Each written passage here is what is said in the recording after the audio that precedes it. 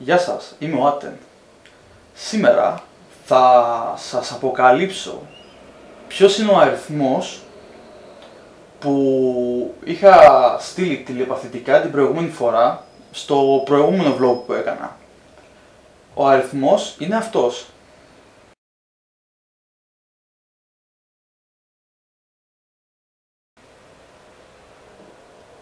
Πάρα πολύ ωραία.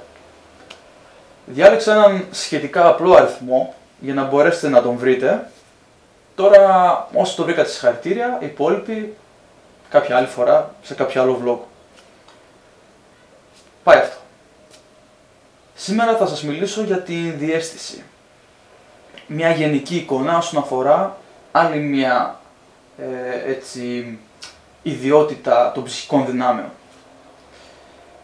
Η διαίσθηση είναι σαν να λέμε η έκτη αίσθηση. Είναι ένα μέρος του εαυτού μας που καμιά φορά το παραμελούμε ή καμιά φορά δεν το ακούμε καν.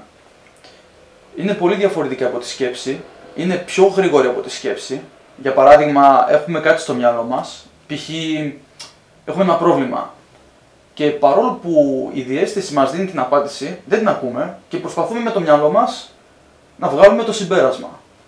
Μπορεί η διαίσθηση να μας δώσει την απάντηση μέσα σε μερικά δευτερόλεπτα, αλλά η σκέψη θα μας την δώσει μετά από ίσως και μισή, ίσως και μια ώρα. Γι' αυτό είναι καλό να αναπτύξετε τη διαίσθησή σας και να μπορέσετε να ακούτε βασικά τη διαίσθησή σας, να έχετε εμπιστοσύνη στη διαίσθησή σας. Θα σας πω ένα παράδειγμα. Πείτε ότι είστε σε ένα μεγάλο σούπερ μάρκετ και θέλετε να αγοράσετε κάποια πράγματα που έχετε στη λίστα. Για παράδειγμα, ξέρω εγώ διάφορα πράγματα, μεγάλα, ψωμί, τυρί, οτιδήποτε. Εκεί που περπατάτε και έχετε το καρότσι ή το καλάθι στα χέρια, ξαφνικά έχετε μια φλασιά και σας έρχεται να πάρετε γιαούρτι. Λέτε τώρα, μα το γιαούρτι δεν είναι στη λίστα. Ωραία, δεν έχει σημασία, μπορεί να χρειαστεί και το παίρνετε. Πηγαίνετε σπίτι τελικά και βλέπετε ότι τελικά χρειάστηκε. Η μητέρα σας έφτιαχνε κάτι και είχε ξεχάσει να σας πει ότι χρειάζεται γιαούρτι. Άρα η διαίσθησή σας, σαν να λέμε, σας προειδοποίησε για μια μελλοντική κατάσταση. Έτσι ώστε για να μπορέσετε να προλάβετε και να κάνετε κάτι και να σας βοηθήσει. Τέλος πάντων. Απλά θα σας πω με λίγα λόγια ότι η διαίσθηση είναι πολύ χρήσιμο εργαλείο. Είναι κάτι το οποίο αναπτύσσεται, βέβαια υπάρχει στον κάθε άνθρωπο. Απλώς με τον καιρό αναπτύσσεται και μπορείτε εύκολα να την αναπτύξετε. Θα πρέπει να ξεχωρίσετε τη διαίσθηση από τη σκέψη, δηλαδή αλλιώς ακούμε τη σκέψη και αλλιώς ακούμε τη διαίσθηση. Και αν το καταφέρετε είναι πολύ καλό και πολύ χρήσιμο εργαλείο για σας. Δεν έχω να πω κάτι άλλο.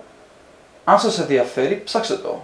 Είναι πολύ καλό και είναι χρήσιμο και για τη ζωή σας, αλλά είναι και χρήσιμο και πρακτικά, γενικά για όλα τα προβλήματα που μπορεί να έχετε στη ζωή σας. Αυτά. Χαίρομαι που τα είπαμε. Σας χαιρετώ. Σας εύχομαι να έχετε μια όμορφη εβδομάδα και να θυμάστε πως όλα είναι μια ψευδαίσθηση.